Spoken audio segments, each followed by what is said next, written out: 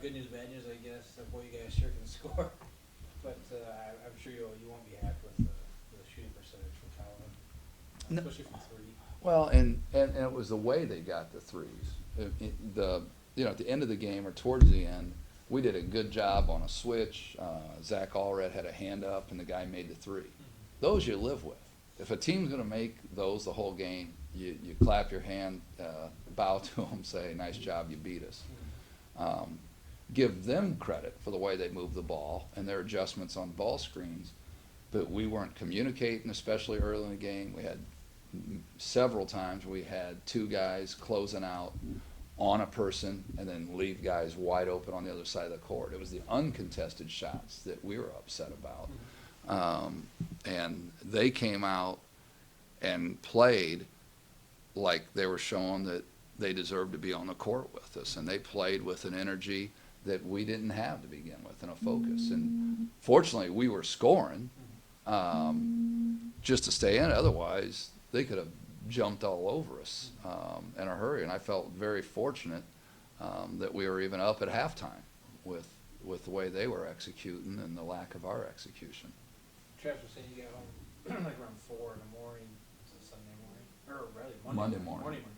Absolutely really short turnaround. I don't know if that has anything. Does that play into it at all? Just maybe some I tired don't. legs, I tired think guys? you're talking about 20-year-old, 22-year-old guys that are able to rest on a bus. I mean, it's not ideal, and they did get back around 3:30. So by the time they get back to their dorms, and we expect them to go to class in the morning. And several of them had 8 a.m. classes, so we went really light Monday as far as practice. Did some video, got some shots up, taking that into consideration to have that kind of turnaround and play the types of games that we played Saturday, Sunday. That does take a toll. But two of our non-negotiables are effort and attitude. And I think we have a good group of guys. It's always a challenge. We go and we play a Michigan State or we play a Xavier. It doesn't matter what the coaches tell those players. They're looking at it as it's a D2 coming in, somebody they should smoke. And it's the same thing with us when we're playing an NAI or a Division III program. And no matter how many times we tell them about the tradition of Calvin and how well they're coached and how well they'll execute and how disciplined they are, it's still human nature. And I just say it was just a lack of execution and focus to begin with, and they got some confidence, and not that they don't play, they're used to winning. I mean, they won, I think, 23 games last year, so they've got a lot of tradition. We'll say this, you guys, when they did surge, which they did a number of times, you guys answered. I thought every time. Do a good job making buckets when it was kind of key junctures where they were coming back on it a little bit. And the thing I'll say with our guys and that I'm pleased with is there's not many times, or in the past, we'd have teams, players that we don't win those games. The team gets on a roll like that and is playing as well as they were.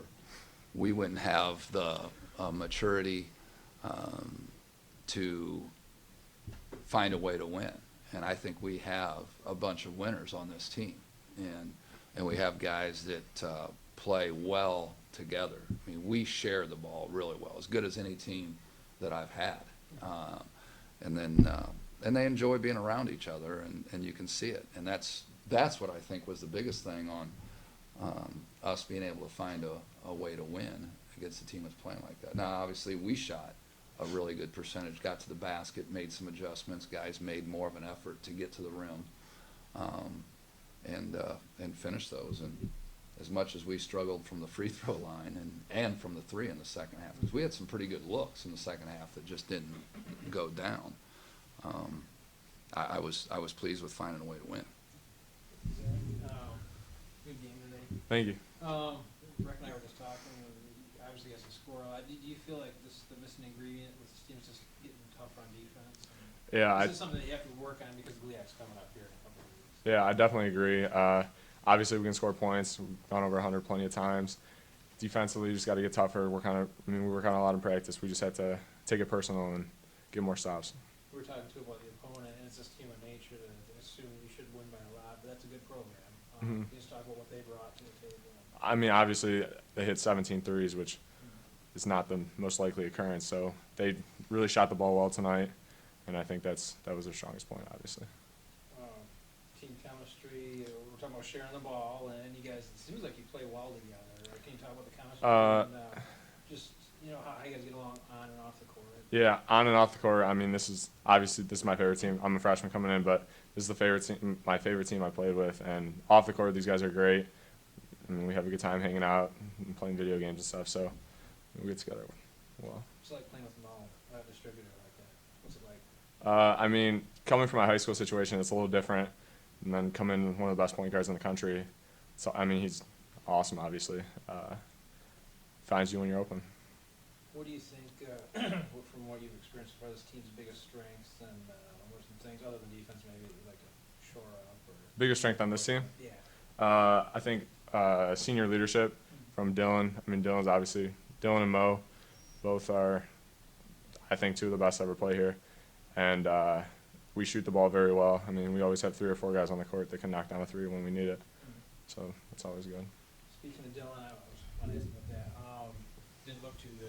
I know how ankles are; they can just linger, So is that what it was, the ankle? Yeah, and it looked like it was low. I haven't talked to the trainer yet, but it looked like it was lower on the ankle and maybe even part of the foot. But he said he definitely rolled it, and it looked like a pretty good sized bump on it when I looked at it on the way into the locker room. So, we'll see how the trainers want to handle. Our training staff does a great job. So I don't know if it's something that warrants an X-ray. It's next man up. One of our strengths is our depth. And, you hate to lose anybody, but we have to have that mentality that's next man up. And Dylan will be on the sideline and probably will talk more there, motivating the next guy than he does on the court as a rule. So we'll evaluate it and find out from trainers what the next step is, and we'll get her figured out. Well, thanks, guys.